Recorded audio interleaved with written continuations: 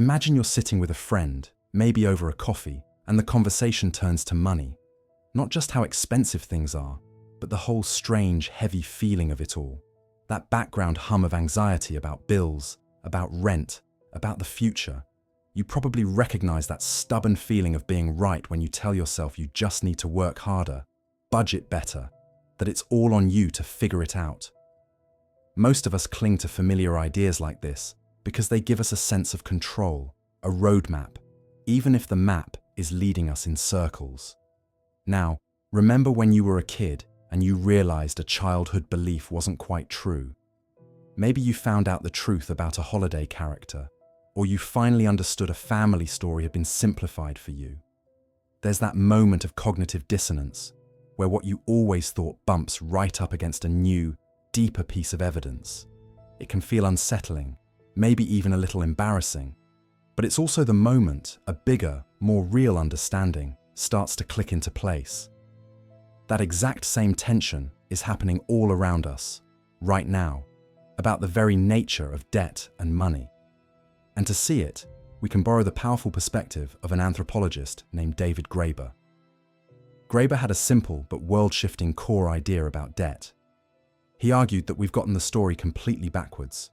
We're taught that first there was barter, people swapping goods directly, and then money was invented to make that process easier, and then later came credit and debt. But Graeber, by looking at thousands of years of human history, said that's not how it happened at all. In reality, he found that credit systems, the idea of "I owe you," came first. Communities operated on a sense of mutual obligation and trust long before gold coins or paper bills ever showed up. Money wasn't invented to facilitate trade. It was often invented by governments or powerful institutions to facilitate taxation and, crucially, to create debt. This changes everything. It means that debt isn't some natural, inevitable fact of economic life. It's a social arrangement, and one that has been engineered. This is where the trap begins to close.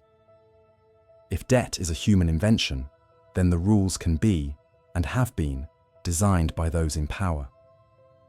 Graeber's work shows how, throughout history, systems of debt have been used as a powerful tool to create hierarchies and enforce obedience. He once wrote, "Debt is the most efficient means ever created to take relations that are fundamentally based on violence and hierarchy and make them seem like matters of mere morality." Let that sink in. It's not just about money. It's about making inequality feel fair, making domination feel like a personal moral failing. Think about that feeling when you look at your student loan statement or your credit card bill. There's a weight, a personal responsibility that feels absolute. That's the genius of the engineering. They, the systems, the institutions, the historical processes, have successfully made a structural problem feel like your individual problem. Many of us cling to the familiar idea that this is just the way it is, that we signed the papers, so we must bear the burden. We fool ourselves into believing we are solely to blame for our financial stress, ignoring the centuries of design that went into making this feel like a natural law instead of a man-made cage. This is the modern slavery Graeber pointed to.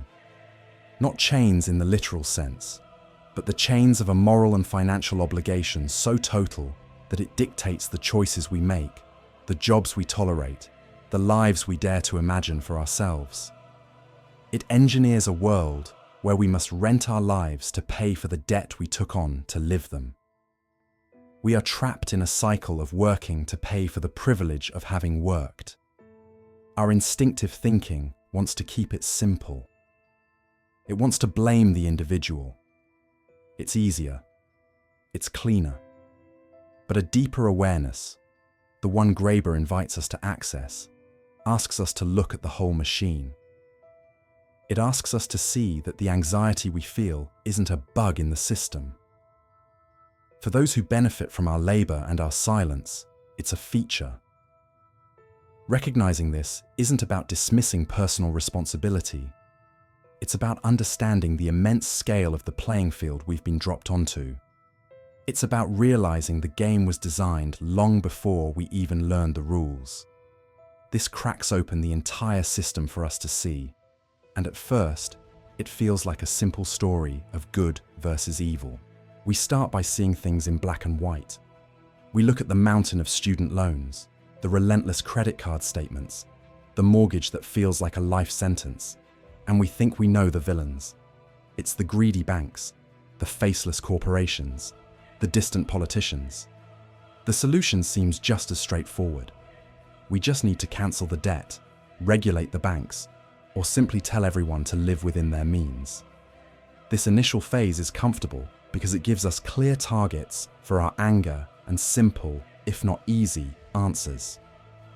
We feel a sense of moral certainty, a clean division between the exploited and the exploiters. But then we enter the confusing middle, and this is where things get profoundly complicated and deeply uncomfortable. This is the phase where, as the anthropologist David Graeber pointed out, we must confront the true nature of our challenge. He argued that transforming a system isn't about a simple revolt against a clear oppressor. It's about navigating a maze of moral contradictions and historical baggage. The debt trap isn't just a financial mechanism, it's a social and moral one. We might passionately believe debt should be forgiven, but then we think of our neighbor who scrimped and saved to pay off their loans early. We want to hold corporations accountable, but our pension funds are invested in them.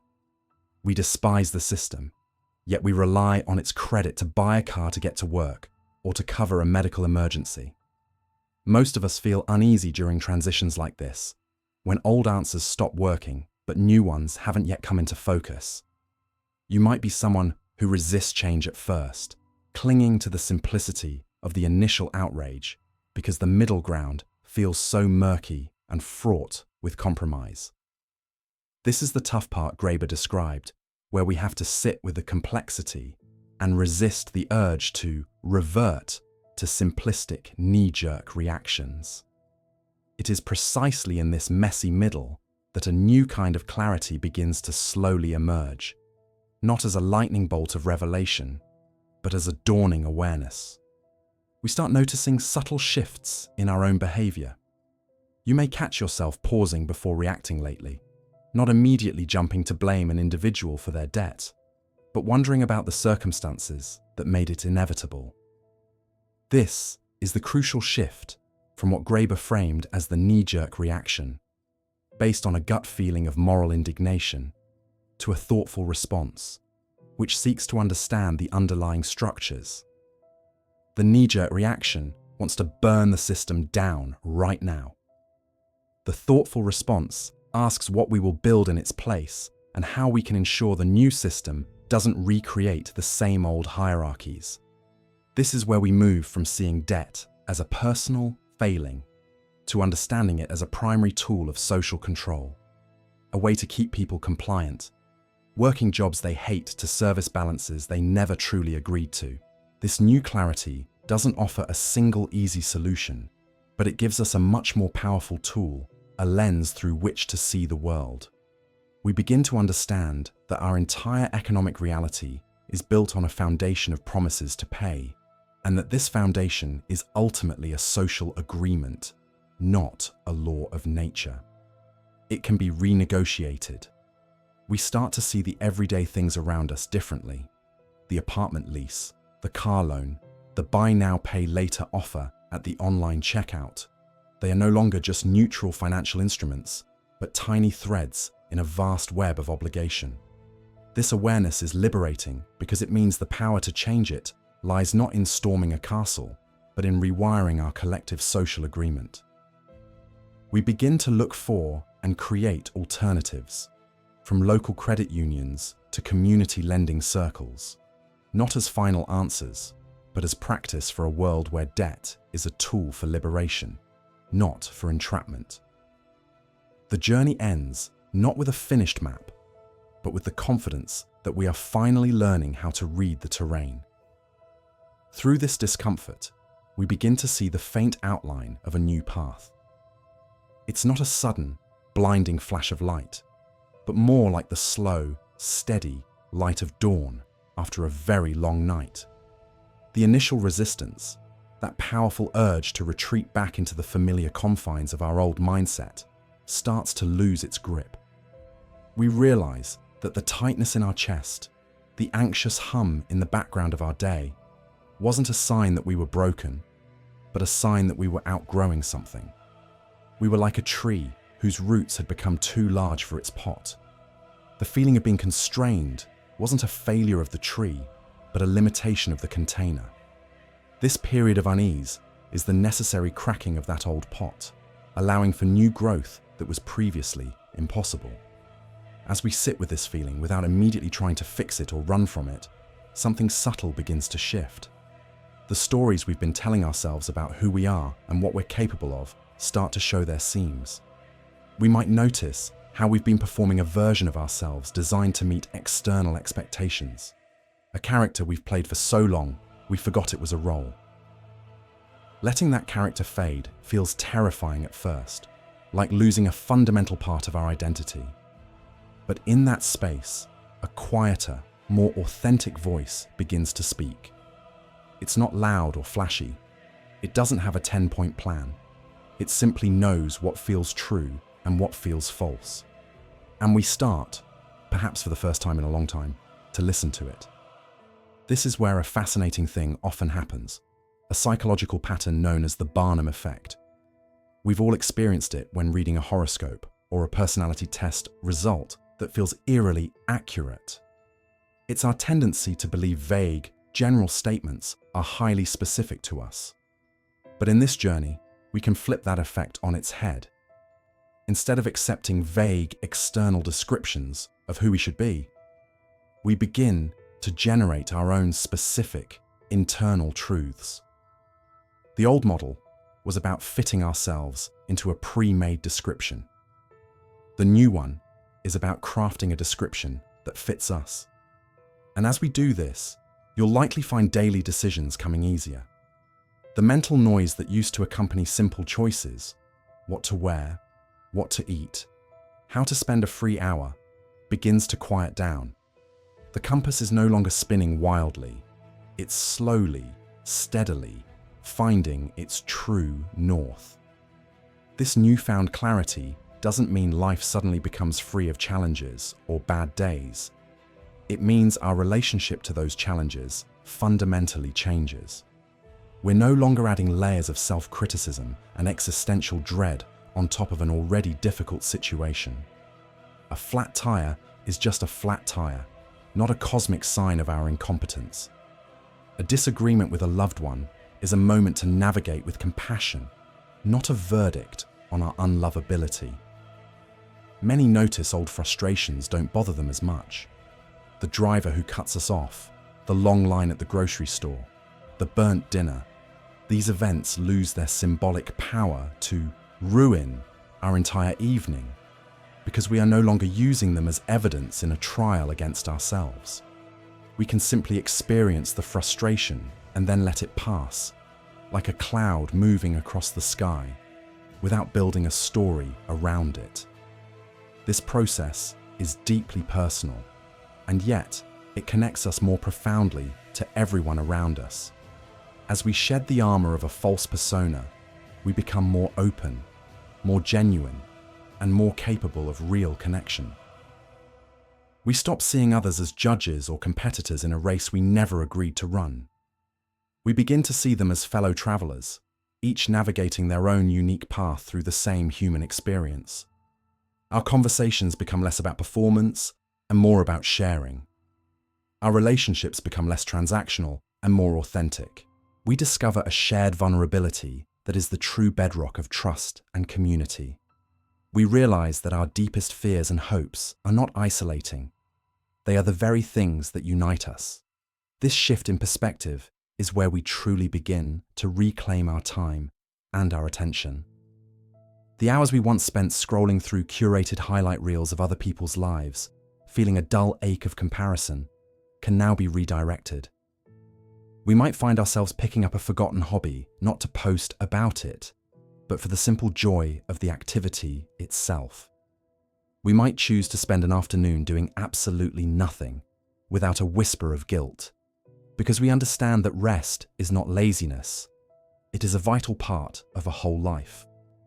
Our energy is no longer siphoned away by the constant, low-grade effort of maintaining a facade. That energy is freed up, and it flows into our work, our creativity, and our connections, making everything feel more vibrant and real. Together, we discover that the goal was never to arrive at a perfect, finished state of being.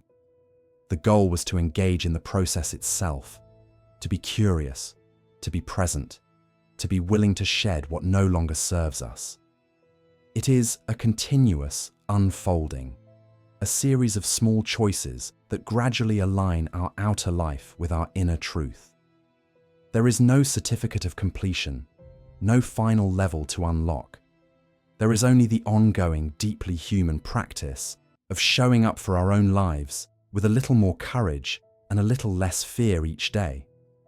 And in that practice, we find a sense of purpose that is not dictated by a resume or a social media profile, but generated from within. It is the quiet satisfaction of knowing we are moving in a direction that feels right for us, regardless of its external validation. This journey leads us to a new kind of freedom, one that is felt rather than defined. It is the freedom that comes from no longer being at war with yourself.